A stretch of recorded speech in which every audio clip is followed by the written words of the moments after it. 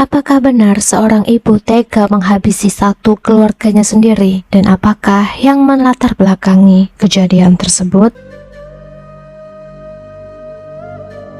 Hai teman-teman semuanya, ketemu lagi bareng aku di cerita bareng Septina. Apa kabar kalian hari ini? Pada November 2001, Jakarta digemparkan oleh kasus pembunuhan brutal yang melibatkan mutilasi. 3 anggota keluarga yaitu Abdullah berusia 36 tahun, Julian berusia 7 tahun, dan Farida berusia 4 tahun ditemukan tewas dengan cara yang sangat mengerikan. Dan cara menghabisi korbannya pun sangatlah mengerikan dan jarang dilakukan oleh kebanyakan kasus serupa di negeri ini. Pelaku diduga adalah ibu kandung. Namun, apakah benar ibu kandung mereka adalah pelakunya? Lalu apa motifnya seorang ibu dan juga istri tega melakukan hal semengerikan dan sesadis itu? Penasaran? Mau tahu ceritanya? Tanpa basa-basi lagi, yuk langsung kita bahas.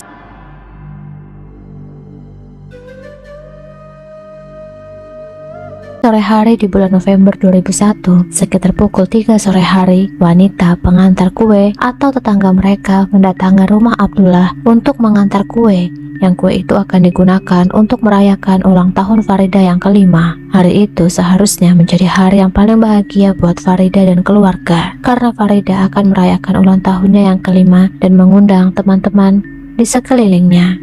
Namun sedari tadi, pengantar kue yang sedang mengetuk-ngetuk pintu rumah Abdullah tidak ada jawaban sama sekali. Bahkan rumahnya terkesan sepi.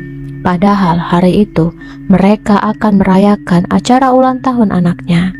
Tapi kenapa rumah tampak sepi, seperti tidak ada orang satupun di dalam rumah itu. Tidak juga ada kegiatan seperti orang yang akan mengadakan acara. Rumah itu benar-benar sepi, bahkan sangat gelap sekali. Karena tidak ada jawaban dari dalam rumah, sang pengantar kue meminta bantuan tetangga yang lewat untuk menggedor pintu rumah Abdullah. Tetangga keluarga Abdullah yang dimintai tolong adalah Lumban. Kebetulan Lumban tidak terlalu dekat dengan keluarga Abdullah, meskipun mereka satu komplek. Namun kala itu keluarga Lumban tetap membantu pengantar kue untuk mengetuk rumah Abdullah. Rumah keluarga Abdullah diketuk-ketuk berkali-kali sembari Lumban memanggil nama Abdullah. Assalamualaikum, Assalamualaikum Pak Abdullah, Assalamualaikum.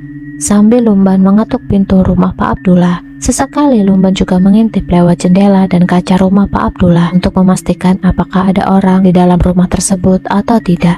Namun semua itu percuma. Tidak ada sahutan panggilan dari dalam rumah ataupun seseorang yang membukakan pintu. Usaha yang tidak membuahkan hasil inilah akhirnya Lumban meminta tolong tetangga yang diduga dekat dengan keluarga Abdullah. Lumban dan pengantar kue mencoba meminta tolong kepada keluarga Hasim untuk menelpon keluarga Abdullah, karena pengantar kue ulang tahun anaknya datang untuk mengantarkan kue ulang tahun pesanan Farida. Kemudian Pak Hasim menelpon telepon rumah Pak Abdullah, namun telepon itu juga tidak diangkat.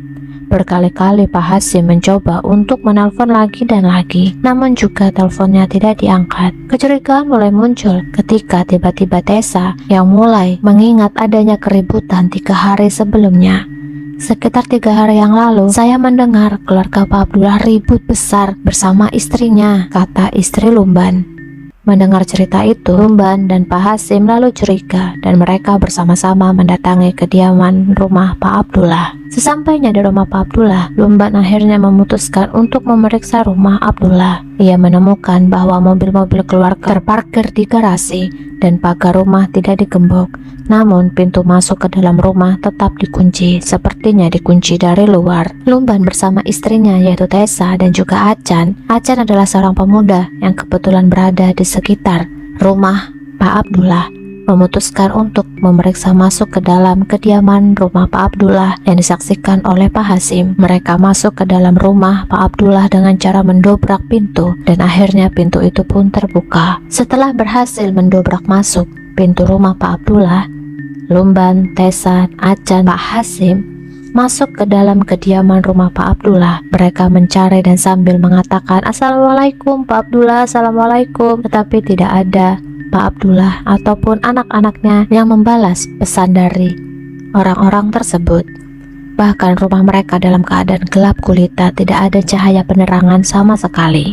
Namun Ketika mereka mencari Pak Abdullah beserta ketiga anak yang juga tidak ditemukan di dalam rumahnya, mereka mencium bau busuk anyir yang samar-samar tercium tidak terlalu busuk, namun bau tersebut cukup mengganggu. Lumban dan Acan serta Pak Hasim lalu memeriksa setiap sudut rumah sekaligus memanggil nama Pak Abdullah, namun mereka juga tidak menemukan Pak Abdullah beserta anak dan istrinya. Entah mereka pergi kemana, tapi kenapa mobil mereka ada dan semuanya lengkap di garasi, ruang tamu, kamar mandi, dapur, serta gudang, dan juga di setiap sudut rumah serta halaman belakang sudah diperiksa oleh warga. Namun mereka tidak menemukan Pak Abdullah dan anak-anaknya beserta istrinya. Pak Abdullah dan keluarga bak hilang tanpa jejak. Hingga pada akhirnya Lumban yang penasaran mencoba membuka kulkas milik Pak Abdullah. Tidak ada niatan mau ngapain saya waktu itu, hanya saja pikiran saya kok fokus ke dalam kulkas milik Pak Abdullah, kata Lumban. Dan setelah itu mereka membuka kulkas tersebut. Awalnya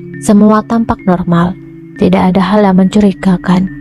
Isi kulkas pun seperti makanan dan juga buah, sayur serta air es di dalam botol. Sampai pada akhirnya teka-teki hilangnya keluarga Pak Abdullah pun terbongkar. Lumban yang tidak sengaja membuka freezer kulkas dan menemukan beberapa kardus berisi potongan-potongan daging yang saat itu Lumban penasaran lalu mengambil kardus kecil itu dan membukanya. Semua orang yang ada di dalam rumah tersebut kaget dan terkejut melihat isi dalam kardus yang ditemukan di freezer milik Pak Abdullah. Ternyata isi dalam kardus itu adalah potongan tubuh manusia yang telah dipotong-potong dan diawetkan dengan menggunakan tepung sagu dan juga sodium benzoat. Betapa kagetnya Lumban saat itu. Bahkan Pak Hasim sampai terduduk lesu tak menyangka dengan apa yang dilihatnya.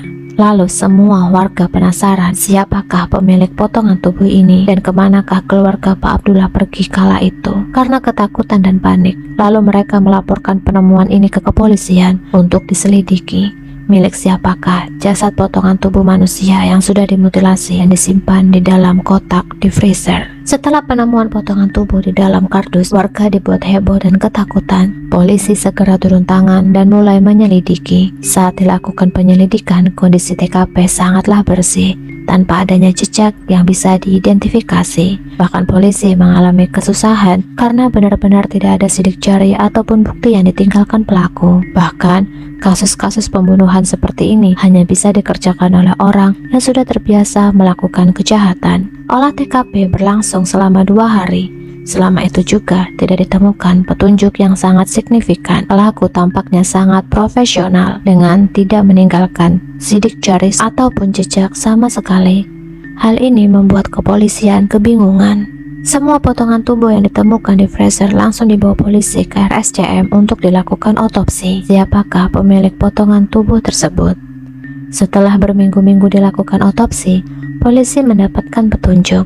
Dari hasil otopsi menunjukkan bahwa potongan tubuh telah direbus dalam air panas dengan menggunakan asam jawa, mirip dengan cara pengolahan makanan tradisional. Ketika korban diperkirakan meninggal 3 hari sebelum kejadian, dengan penyebab kematian diduga akibat pendarahan otak yang diakibatkan oleh pukulan benda tumpul, dan tubuh yang berhasil diidentifikasi adalah satu berjenis kelamin laki-laki usia sekitar 35 tahun dan yang kedua adalah anak-anak berusia 5 hingga 7 tahun berjenis kelamin laki-laki dan perempuan.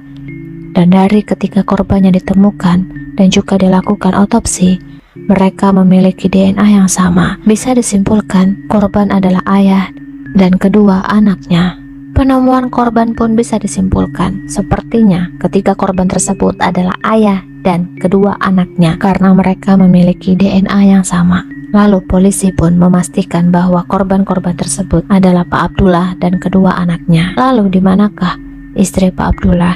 Jika memang istri Pak Abdullah adalah korban dari kasus penghilangan nyawa tersebut, lalu di manakah jasad istri Pak Abdullah? Jika ini benar adalah motif pembunuhan satu keluarga, kenapa jasad istri Pak Abdullah tidak ada? Namun, menurut dari kesaksian beberapa warga, apakah benar sebelum kejadian Pak Abdullah dan istri ribut besar? Dan apakah benar yang menghabisi satu keluarga Pak Abdullah justru adalah istri Pak Abdullah sendiri? Selama penyelidikan, berbagai saksi memberikan keterangan yang membangun gambaran mengenai kehidupan rumah tangga Abdullah dan Novinda. Novinda sendiri adalah istri dari Pak Abdullah. Tessa adalah tetangga dekat sekaligus sahabat dari Novinda, mengungkapkan bahwa Abdullah seringkali bertindak kasar terhadap Novinda. Dia sering menunjukkan luka memar di tubuhnya akibat kekerasan dalam rumah tangga yang dilakukan suaminya, yaitu Abdullah. Tessa juga mencatat adanya keributan rumah tangga Abdullah dan Novinda hampir setiap hari. Bahkan keributan serta adu mulut itu paling mengerikan saat 3 hari sebelum jasad Pak Abdullah ditemukan di freezer. Adik kandung Novinda mengungkapkan bahwa kakaknya sering menangisi kondisi pernikahannya dan mengaku sering mengalami perlakuan kasar dari suaminya, yaitu Abdullah. Firna menyebut bahwa Abdullah pernah menyiram kakaknya, yaitu Novinda, dengan air panas dan mengurungnya selama 2 hari yang menyebabkan Novinda kabur ke rumah temannya sebelum akhirnya kembali ke rumah. Yanto, seorang pekerja yang telah bekerja selama 2 tahun dengan keluarga Abdullah, ketika ditanya oleh kepolisian mengungkapkan sering terjadinya keributan dan kekerasan dalam rumah tangga. Benar Pak, almarhum sering menyiksa istrinya, kadang disiram air panas, kadang dipukul wajahnya, kadang dijambak, kadang dibentak. Sering Pak, hampir setiap hari, kata Yanto. Yanto juga mengingat Novinda pernah mengancam akan menghabisi kedua anaknya dan dirinya jika Abdullah masih suka melakukan kekerasan dan tidak berhenti menyiksa dirinya. Meskipun tidak ada catatan klinis mengenai kondisi kejiwaan Novinda, kesaksian ini mengarah pada kemungkinan bahwa Novinda mengalami depresi berat atau gangguan kesehatan mental. Kasus kematian keluarga Abdullah yang terdiri dari Abdullah dan kedua anaknya pun belum terungkap. Apakah di balik kematian keluarga Abdullah dilakukan oleh istri Abdullah sendiri, yaitu Novinda? Kala itu polisi juga belum bisa mengungkap kasus ini siapa dalangnya, karena memang sang pelaku melakukan aksinya benar-benar sangat rapi. Tidak ada sama sekali sidik jari maupun jejak yang ditinggalkan. Bahkan TKP, lokasi kejadian perkara, juga benar-benar bersih. Bercak-bercak noda merah dari korban juga tidak ditemukan hampir di setiap sudut rumah. Dan pada akhirnya, kesimpulan pun mengarah pada Novinda, istri Abdullah yang berusia 32 tahun, yang diduga menghabisi Abdullah dan kedua anaknya dengan kunci Inggris saat Abdullah tersebut tidur. Setelah menghabisi Abdullah, Novinda lalu menghabisi anaknya, yaitu Julian dan Farida, dengan cara yang sama. Kemudian jasad tersebut dipindahkan ke kamar mandi dan direbus dalam panci berukuran besar selama 2 hingga 3 jam dengan menggunakan asam jawa. Setelah itu potongan tubuh didinginkan dan dimasukkan ke dalam kardus yang disimpan di dalam freezer. Sebelumnya potongan tubuh itu diberi pengawet tepung juga benzoat agar tidak menimbulkan bau dan menghilangkan jejak dari sidik jari pelaku. Hingga saat ini kasus pembunuhan ini juga belum sepenuhnya terpecahkan. Novinda menghilang tanpa jejak, meninggalkan rumah yang kini menjadi bangunan terbengkalai. Kemanakah Novinda berada? Apa yang dialami wanita tersebut hingga sampai tega dengan sadis dan begitu kejamnya menghabisi nyawa anak-anak mereka sendiri dan juga suaminya? Sakit hati apakah yang dipendam Novinda kala itu? Dan apakah Novinda mengalami depresi berat atas perlakuan kasar sang suami? Kejadian ini sudah berlalu sekitar 23 tahun yang lalu, tapi kasus ini juga belum terungkap. Dan setelah kejadian itu, rumah Abdullah tampak kosong dan gelap. Beberapa desas-desus mendengarkan adanya cerita tangisan di sekitar rumah keluarga Abdullah yang terbengkalai.